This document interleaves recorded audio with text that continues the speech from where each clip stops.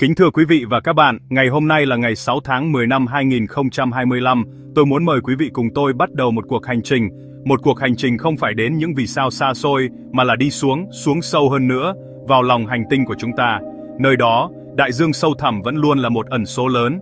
Tại sao con người, những sinh vật của ánh sáng và đất liền, lại luôn bị mê hoặc bởi một thế giới không có lấy một tia nắng mặt trời? Có lẽ, sự tò mò chính là bản năng nguyên thủy nhất của chúng ta. Chúng ta nhìn lên bầu trời và mơ về các thiên hà, và chúng ta cũng nhìn xuống mặt nước xanh thẳm, từ hồi điều gì đang ẩn giấu bên dưới. Sự hấp dẫn này không chỉ đơn thuần là trí tò mò khoa học, nó còn mang một màu sắc lãng mạn, một chút phiêu lưu và cả sự kính sợ. Trong những câu chuyện cổ, đáy biển là nơi ở của những vị thần, của những thủy quái khổng lồ. Trong các tác phẩm văn học kinh điển, đó là điểm đến cuối cùng của những cuộc thám hiểm táo bạo. Phải chăng, sâu trong tiềm thức, chúng ta luôn tin rằng đáy đại dương không phải là một nơi chết chóc, mà là một vương quốc bí ẩn, một thế giới song song tồn tại ngay trên hành tinh này. Chính cái bóng tối bao la, cái tĩnh lặng gần như tuyệt đối ấy đã tạo nên một bức màn bí ẩn, thách thức con người vén lên. Sự thật là, chúng ta biết về bề mặt của sao Hỏa còn nhiều hơn là về đáy đại dương của chính mình. Hơn 80% diện tích đại dương vẫn chưa được khám phá, chưa được lập bản đồ, chưa được quan sát. Mọi chuyện lân xuống vực thẳm đều có thể mang lại những phát hiện làm thay đổi hoàn toàn hiểu biết của chúng ta về sự sống. Điều đó thật là đáng kinh ngạc, phải không ạ? Ngay dưới chân chúng ta, chỉ cách vài km nước là một thế giới hoàn toàn xa lạ. Một thế giới mà ở đó, các quy luật của sự sống mà chúng ta quen thuộc dường như không còn đúng nữa.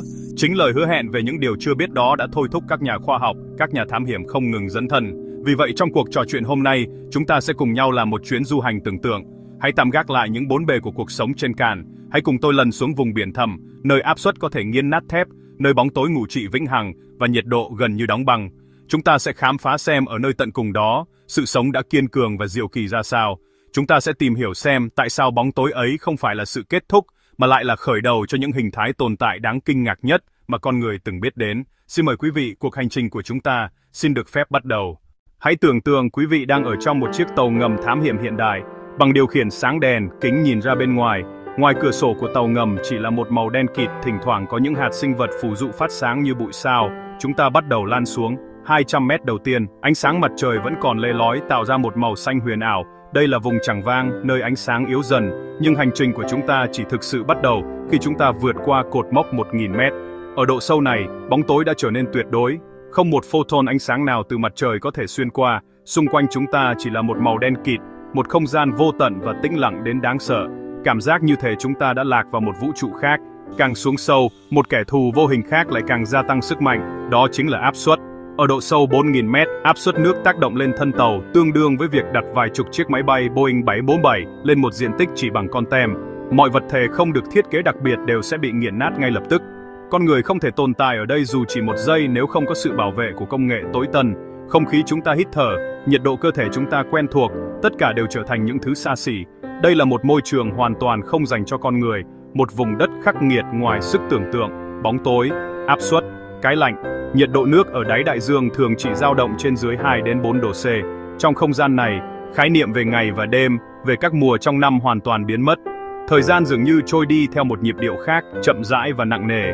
Sự tĩnh lặng gần như là tuyệt đối, chỉ thỉnh thoảng bị phá vỡ bởi những âm thanh lạ lùng của các sinh vật, hoặc tiếng động từ các hoạt động địa chất sâu dưới lòng đất. Cảm giác cô độc và nhỏ bé bao trùm lấy tất cả.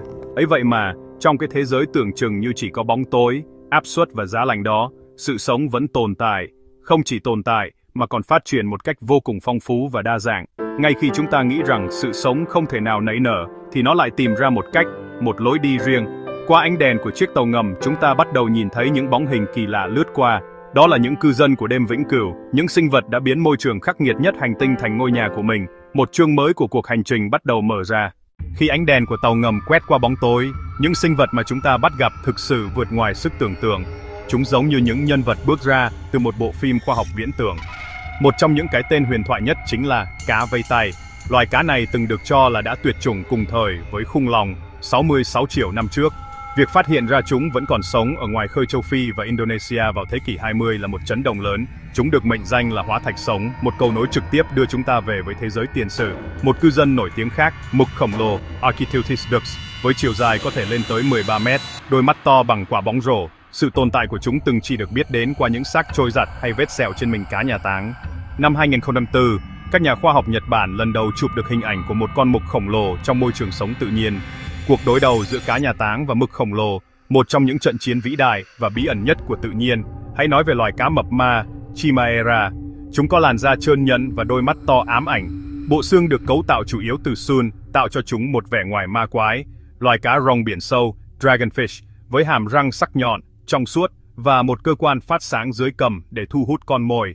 Và không thể không nhắc đến loài cá cần câu, Anglerfish, đặc biệt là con cái. Nó sở hữu một cần câu phát sáng trên đầu để nhu mồi trong bóng tối. Những sinh vật này không chỉ kỳ lạ về hình dáng mà còn về cả lối sống. Sửa lược, Ctenophora, trôi giặt trong nước, tạo ra những màn trình diễn ánh sáng cầu vồng lấp lánh. Giun ống khổng lồ, Riftia pachyptila, sống gần các miếng phun thủy nhiệt dưới đáy biển. Chúng không có miệng, không có hệ tiêu hóa, mà sống cộng sinh với vi khuẩn bên trong cơ thể. Mỗi sinh vật là một minh chứng cho thấy sự sống có thể sáng tạo và linh hoạt đến nhường nào để chinh phục những môi trường khắc nghiệt nhất. Những chuyện thám hiểm biển sâu không chỉ để thỏa mãn trí tò mò, mà còn mang lại những phát hiện khoa học làm thay đổi hiểu biết của chúng ta. Một khám phá vĩ đại là các hệ sinh thái miệng phun thủy nhiệt. Trước đây người ta nghĩ mọi sự sống phụ thuộc vào ánh sáng mặt trời, nhưng dưới đáy đại dương tối tăm, họ tìm thấy ốc đảo sự sống không cần ánh sáng. Nguồn năng lượng ở đó đến từ hóa tổng hợp. Vi khuẩn ở miệng phun sử dụng các hợp chất như hydrogen sulfide, miệng phun thải, khói đen và hóa chất từ lòng đất. Những vi khuẩn này là nền tảng cho một chuỗi thức ăn phức tạp. Giun ống chài của tôm mù phát hiện này mở ra chương mới trong sinh học. Nó cho thấy sự sống có thể dựa vào năng lượng hóa học và đặt ra giả thuyết rằng sự sống có thể bắt nguồn từ đáy biển, thậm chí có thể tồn tại trên các hành tinh hay vệ tinh khác.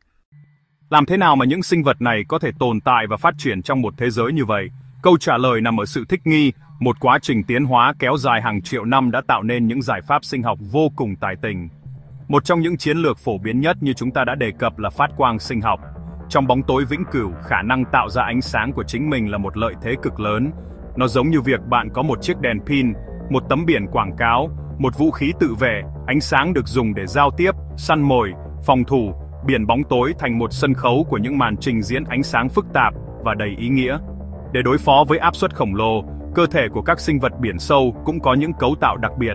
Nhiều loài có cơ thể chứa đầy nước, gần như không có các khoảng khí bên trong, vì nước gần như không thể bị nén, áp suất bên trong và bên ngoài cơ thể chúng gần như cân bằng, giúp chúng không bị nghiền nát. Xương của chúng thường mềm và dẻo hơn, hoặc được thay thế hoàn toàn bằng xun. Các phân tử protein và enzyme trong tế bào của chúng cũng được cấu trúc đặc biệt để có thể hoạt động ổn định dưới áp suất cực cao, một điều mà các protein trên cần không thể làm được. Chúng thực sự là những bậc thầy về kỹ thuật vật liệu sinh học. Vấn đề tìm kiếm thức ăn trong một môi trường thưa thớt cũng đòi hỏi những chiến lược săn mồi độc đáo. Nhiều loài săn mồi là những kẻ ngồi chờ, chúng tiêu tốn rất ít năng lượng, lơ lửng bất động trong nước và chờ đợi con mồi không may mắn đi ngang qua. Loài cá càn câu là một ví dụ điển hình. Những loài khác, như cá viperfish, lại có bộ hàm cực lớn và những chiếc răng nanh dài đến mức không thể ngậm miệng lại được, đảm bảo rằng bất kỳ con mồi nào chúng bắt được đều không thể thoát ra. Một số loài còn có dạ dày có thể cố giãn, cho phép chúng nuốt chửng những con mồi lớn hơn cả bản thân, vì chúng không biết khi nào bữa ăn tiếp theo mới đến. Sự khan hiếm thức ăn cũng ảnh hưởng đến quá trình sinh sản. Việc tìm kiếm bạn tình trong không gian rộng lớn và tăm tối là một thử thách. Một số loài đã tiến hóa khả năng phát ra những tín hiệu ánh sáng đặc trưng để nhận ra đồng loại. Nhưng có lẽ giải pháp kỳ lạ nhất thuộc về một số loài cá cần câu. Khi một con đực nhỏ bé tìm thấy một con cái lớn hơn nhiều, nó sẽ cắn vào mình con cái và ký sinh vĩnh viễn ở đó. Theo thời gian, cơ thể con đực teo dần, hệ tuần hoàn của nó hòa chung với con cái, và nó chỉ còn lại chức năng duy nhất là một nhà máy sản xuất tinh trùng, luôn sẵn sàng khi con cái cần thu tinh. Đó là một sự hy sinh và thích nghi đến mức cực đoan. Dù chúng ta đã có những bước tiến vượt bậc, nhưng những gì chúng ta biết về đáy đại dương vẫn chỉ như một giọt nước trong đại dương mênh mông. Mọi chuyện lần xuống lại mở ra nhiều câu hỏi hơn là câu trả lời. Một trong những bí ẩn lớn nhất vẫn là về giới hạn của sự sống. Chúng ta đã tìm thấy vi khuẩn sống sâu hàng km dưới lớp trầm tích đáy biển, trong những điều kiện gần như không có dinh dưỡng. Vậy, sự sống có thể tồn tại sâu đến mức nào?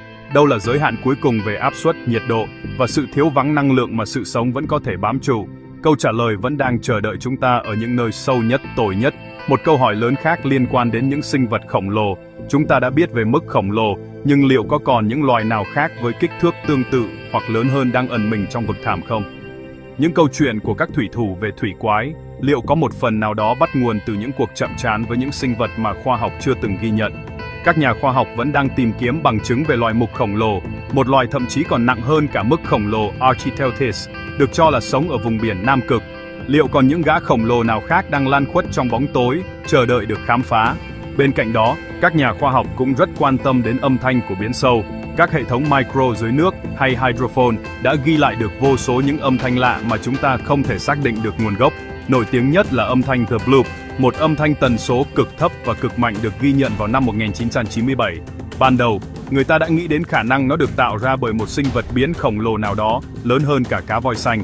Mặc dù sau này, các nhà khoa học đã kết luận rằng nó có khả năng là tiếng nứt vỡ của một tảng băng lớn, nhưng vẫn còn rất nhiều âm thanh bí ẩn khác chưa có lời giải đáp.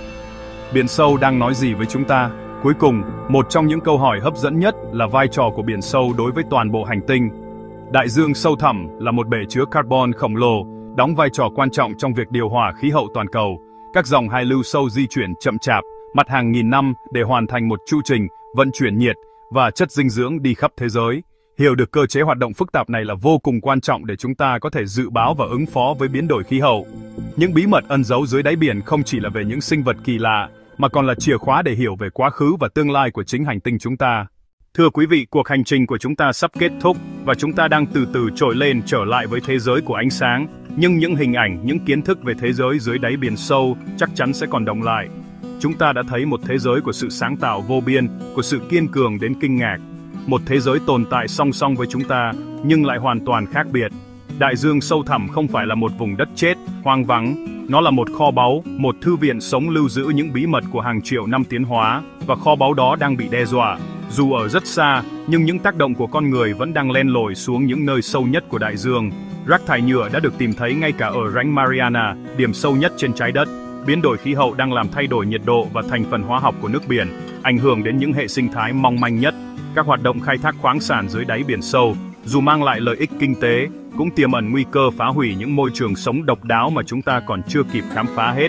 Chúng ta đang đứng trước nguy cơ làm mất đi những điều mà chúng ta thậm chí còn chưa biết là mình đang có. Vì vậy, việc khám phá đi đôi với trách nhiệm bảo tồn. Chúng ta cần thúc đẩy các nghiên cứu khoa học về biển sâu, nhưng phải thực hiện một cách bền vững. Chúng ta cần thiết lập các khu bảo tồn biển ở những vùng nước sâu, giống như chúng ta đã làm với các vườn quốc gia trên cạn, để bảo vệ những hệ sinh thái độc đáo này khỏi sự can thiệp của con người. Mỗi chúng ta, từ những hành động nhỏ nhặt như giảm thiểu rác thải nhựa, cũng đang góp phần bảo vệ ngôi nhà trứng to lớn này. Bảo vệ đại dương không chỉ là bảo vệ những con cá, con mục, mà là bảo vệ lá phổi xanh thứ hai của hành tinh, bảo vệ sự ổn định của khí hậu và bảo vệ tương lai của chính chúng ta. Đại dương là cái nôi của sự sống trên trái đất, và vực thẳm của nó vẫn còn ẩn chứa vô vàn những điều kỳ diệu đang chờ đợi thế hệ tương lai khám phá. Hy vọng rằng, qua cuộc trò chuyện hôm nay, quý vị và các bạn cũng cảm nhận được sự thôi thúc, niềm đam mê muốn tìm hiểu và chung tay gìn giữ kho báu bí ẩn này của nhân loại. Bởi vì, như một nhà hài dương học đã nói, làm sao chúng ta có thể bảo vệ được những gì mà chúng ta không hiểu và không yêu quý. Xin chân thành cảm ơn sự quan tâm theo dõi của quý vị và các bạn.